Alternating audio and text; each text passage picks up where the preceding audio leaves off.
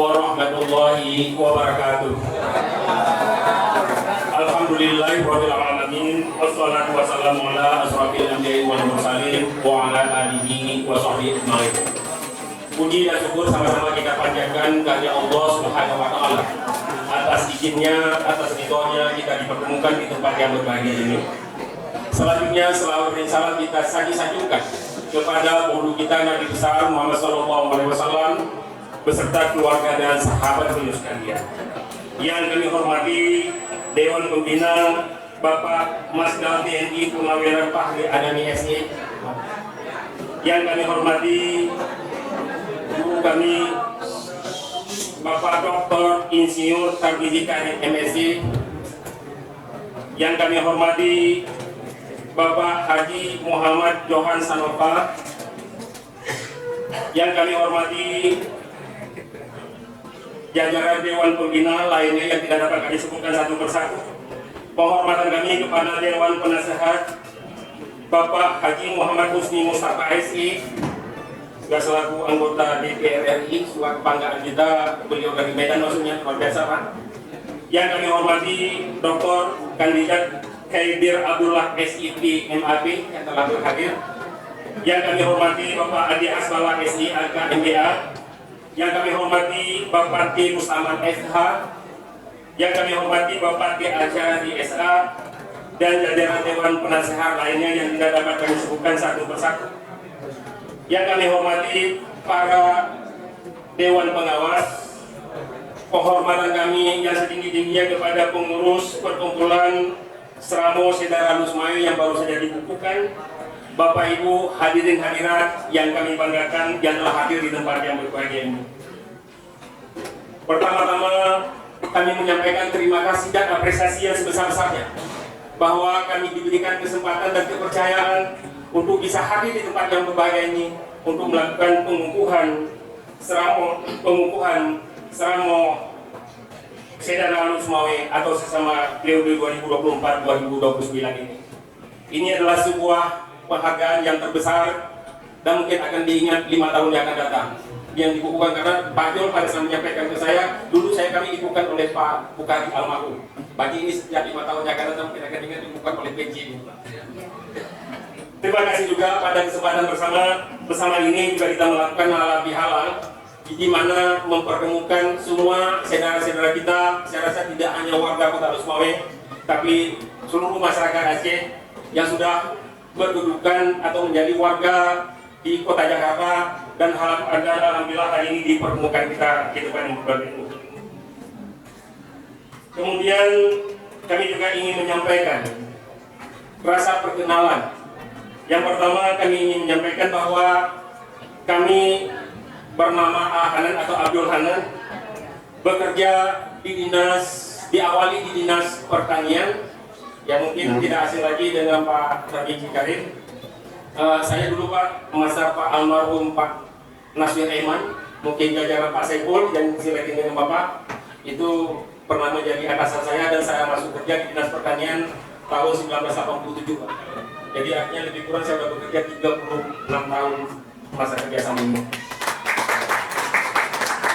Mengawali karir memang dari golongan 2A, perjuangan cukup berat dari 2A menuju ke 4. Di saat ini perjuangan yang cukup panjang nih Pak. Tapi alhamdulillah berkat doa orang tua, berkat doa semuanya itu bisa kita lalui. Dan sebelum saya menjabat di Dinas Lingkungan Hidup dan Kehutanan, saya pernah menjabat Kepala Dinas Pertanian Perkebunan Provinsi Aceh. Terakhir saya menjabat sebagai Kepala Dinas Lingkungan Hidup dan Kehutanan dan saat ini diberikan kepercayaan semenjak 22 Desember 2023 sebagai PJ Kota Lusmawe. Jujur saya juga tidak pernah membayangkan saya diangkat dipercayakan di pejabat Kota Lusmawe karena sebelumnya saya pernah diusulkan di Kabupaten Aceh Besar merupakan dapil daerah kelahiran saya. Kemudian pernah diusulkan di Kabupaten Aceh Barat Daya, tapi tiba-tiba mendapatkan SK di Kota Lusmawe. Ini tidak terlepas dari amanat dari yang sudah ditentukan dari Allah Subhanahu Wa Taala untuk menjalankan sebuah profesi ini. Dan saya juga mohon doa dukungan kepada Bapak Ibu sekalian sebagai pengurus, sebagai jajaran yang ada di Jakarta untuk memberikan dukungan untuk keberhasilan Kota Lusmawai dalam melaksanakan tugas-tugas ini. Permasalahan Kota Lusmawai saya ingin menguraikan sedikit. Pada saat kami diberikan kepercayaan, kami mempelajari persoalan-persoalan apa yang ada di Kota Lusmawai. Kami mempelajari kondisi Kota Lusmawai hari ini. Kalau dilihat dari jauh mungkin baik-baik saja, tapi kondisi Kota Lusmawai dengan sebenar-benarnya itu masih banyak memprihatinkan dan butuh dukungan Bapak Ibu sekalian yang ada di Jakarta. Saya ingin menyampaikan bahwa di Kota Lusmawai ada kejadian kenakalan remaja. Kenakalan remaja, mungkin Bapak Ibu juga mendengarkan dari berita-berita yang tersiar dari media-media sosial bahwa ada terjadi pembunuhan atau perkelahian para geng-geng remaja yang usianya masih di bawah umur. Itu terjadi di Kota Lusmawai. Kemudian di Kota Lusmawai juga terjadi narkoba, peredaran narkoba yang sudah sangat memprihatinkan. Anak-anak tidak hanya menggunakan narkoba, tapi juga menggunakan lem cakambing itu dihirup sebagai pengganti daripada narkoba. Kemudian tidak terlepas isu ada yang paling miris, kami menemukan juga adanya LGBT di Kota Lusmawai. Banyak persoalan-persoalan yang terjadi di sana. Kemudian di balik itu juga kami mohon dukungan para Bapak Ibu sekalian yang ada di Jakarta. Mungkin bisa berkontribusi berpikir bagaimana cara mengendalikan atau cara menghentikan kondisi-kondisi kenakalan remaja hari ini. Kami di Kota Lusmawai, karena yang ditangkap adalah anak-anak umur 14 tahun ke bawah, secara hukum kepolisian juga belum bisa masuk ranah kepolisian. Jadi kita melakukan bersama dengan Satpol PP menangkap anak-anak ini yang terjadi kenakalan remaja ini, kita bawa ke salah satu daya. Kita lakukan pembinaan mereka di sana selama 3 bulan. Kondisi hari ini pada saat kami masuk, anggaran APBK telah ditetapkan. Jadi dari sisi penganggaran sudah sangat sulit untuk dialokasikan ke sana, tapi kita juga mohon dukungan dari CSR dari berbagai pihak agar dapat mendanai mereka yang dilakukan pembinaan akhlak di daya tersebut. Daya tersebut di bawah binaan daripada Satpol PP Kota Lusmawai. Karena mereka yang ditangkap di bawah grup daya dididik di sana 3 bulan, kemudian kita usahakan kembalikan kepada masyarakat.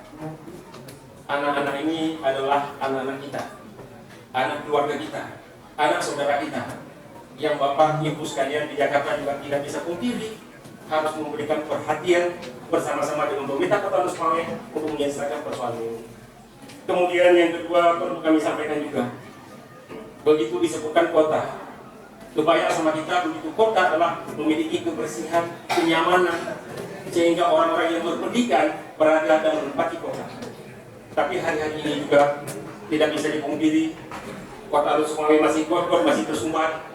Kemudian pada saat hujan deras, potensi banjir sangat besar. Kemudian juga kami sampaikan sampah ada di mana-mana. Kemudian kondisi waduk kosong yang sesuatu potensi yang sangat luar biasa. Saya sudah berkunjung ke sana mengajak kawan-kawan TNI, jajaran OPD di Kota Lusmawai melakukan gotong royong di sana untuk membersihkan Kota Lusmawai, terutama di waduk kosong tersebut. Waduk kosong itu sudah memiliki potensi wisata yang sangat besar, tapi kita harus mengelola secara bersama-sama. Persoalan masyarakat yang kami hadapi di sana. Yang pertama, di sana ada keramba-keramba di dalam waduk kosong. Satu sisi kita ingin menertibkan, di sisi lain masyarakat komplain.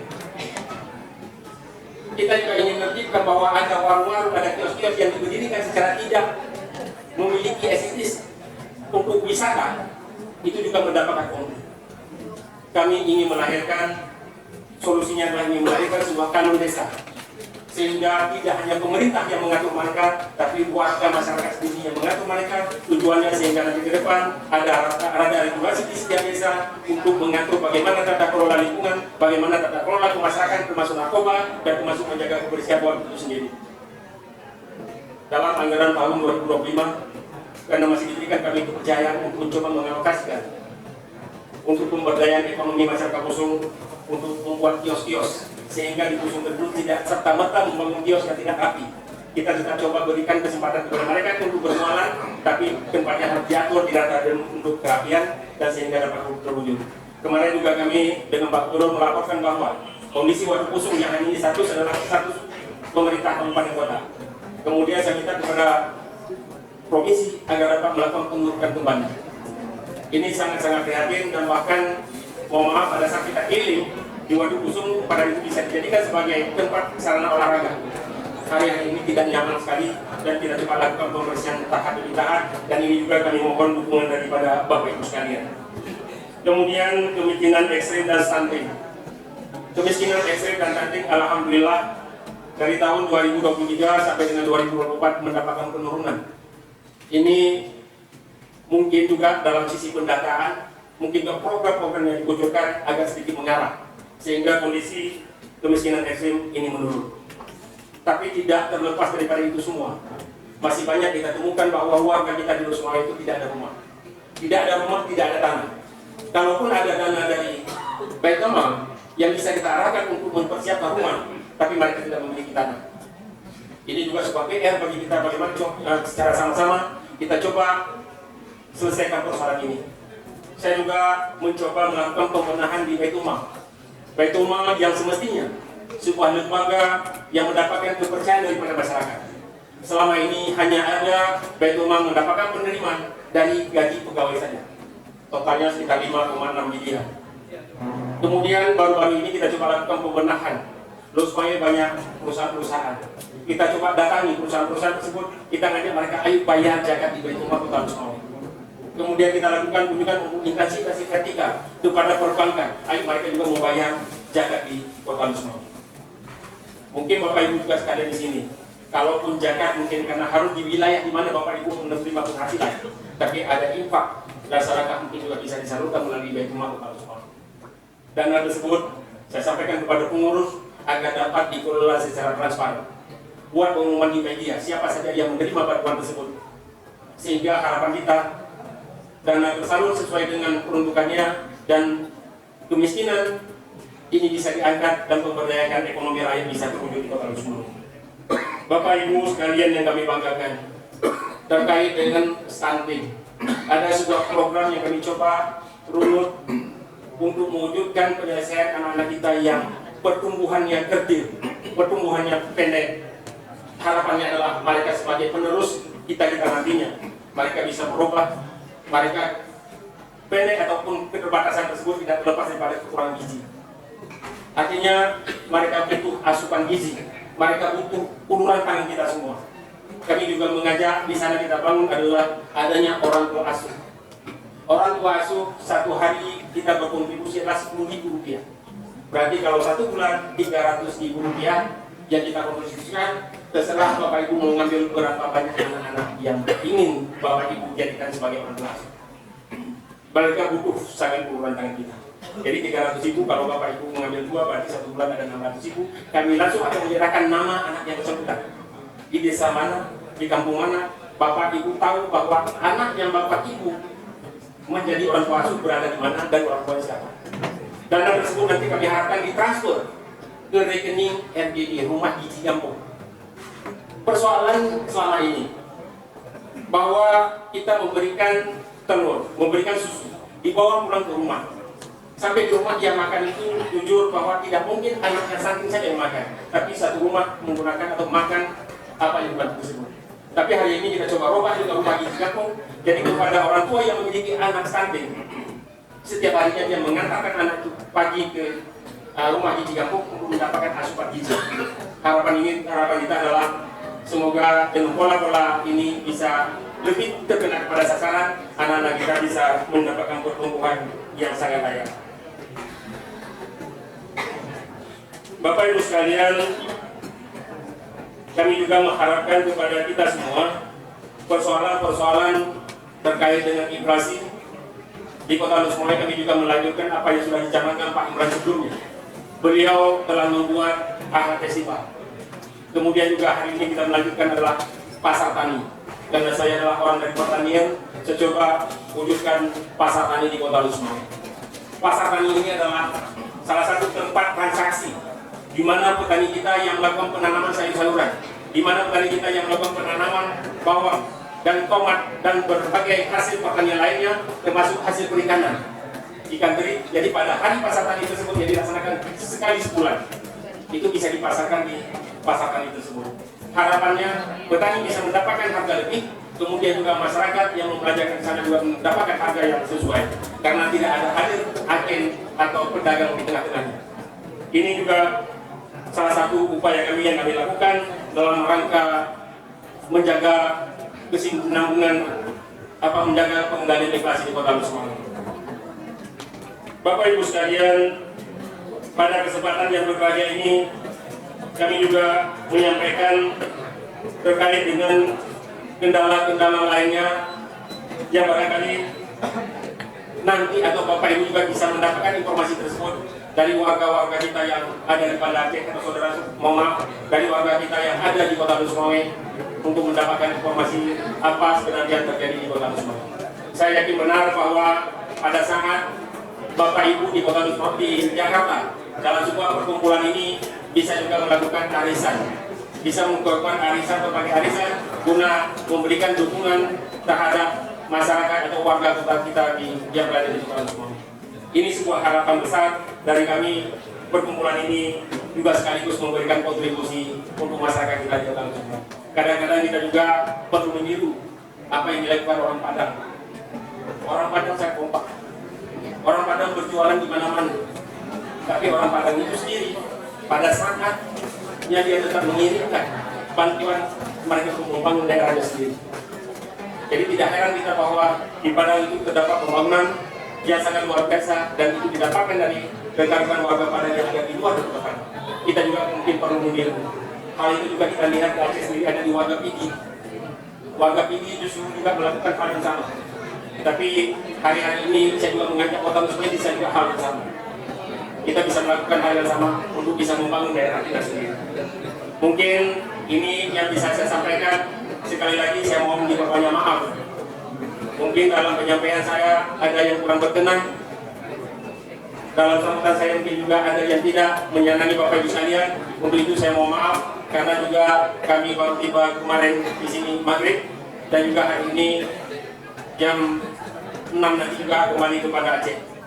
Forum ini pada saat disampaikan oleh Pak Jul, saya langsung menyampaikan bahwa insya Allah siap saya hadir di sana Pak Jul, karena forum ini sangat penting bagi saya dan forum ini juga merupakan salah satu solusi penyelesaian terhadap persoalan-persoalan yang ada di Kota Semarang. Kemudian ya, padahal saya juga 2 minggu yang lalu masih di Jakarta belum pergi. Kemudian saya coba sampaikan kepada rekan di sana, ini apa bisa saya bisa hadir di hari Minggu? Karena saya juga dari minggu ini juga saya baru pulang dari Jakarta. Tapi saya sampaikan bahwa saya akan usahakan bisa hadir, dan kemarin kami baru pulang bersama dengan Pak Gubernur pada acara tinggi di Kabupaten Manggarai. Saya juga mohon maaf, mohon dukungan daripada Bapak Ibu sekalian agar dapat secara bersama-sama bisa kita lakukan pembangunan Kota Semarang yang lebih baik masyarakat. Karena ini ada di Siaga Pantun. Jadi kalau misalnya di luar Aceh mungkin sebutannya kalau ada pantun itu cakep, tapi untuk kita Aceh bere. Semayang di Mawate, Pek sangat tak tinggal. Pek gaduh balik, Pak Panti jaga. Tapi selamat untuk pengurus, yang kali lantik. Tongkat amanah, berita jaga. Baik. Kode tanya laut dan dari bukan bangga ngetahui bangga karya tanyo harus mau usaha pakai semangat Allah beri tanyo ku jaga. Kota Semarang juga salah satu Sandra Pasai yang merupakan tempat di mana awalnya lahir Islam. Jadi kita juga marilah sama-sama kita jaga semua ini agar Kota supaya tetap terwujud dalam bingkai syariat Islam. Kami juga mendapatkan PR yang terbesar dari Pak Tariki terkait dengan membangun Masjid Islamic Center Pak. Ini saya kemarin coba sampaikan berapa anggaran yang ada untuk Islamic Center. Dia tahunnya ada 1,5 miliar. Saya tanyakan berapa habis dana untuk Islamic Center semua. Masih buku dana sekitar 20 miliar lagi Pak. 20 miliar, kemudian saya tanyakan kemarin dari OSUS itu bisa kontribusi berapa miliar untuk pembangunan Kota Semarang. Ada angsuran yang sedikit lebih signifikan dibandingkan dengan persoalan sebelumnya. Kemudian juga Kota Semarang di Masjid Islamic Center tersebut, air kita sebuah persoalan besar. Jadi air hari ini kita coba lakukan dalam anggaran tahun 2025 ini anggaran ada sumur pengku, ada sumur pengku di sana itu mungkin kita bisa gunakan air dari sana kita tarik ke masjid kita. Ini ya sekali lagi juga mohon doa Bapak Ibu sekalian. Mohon maaf kami akhiri wabillahi taufiq wal hidayah. Assalamualaikum warahmatullahi wabarakatuh.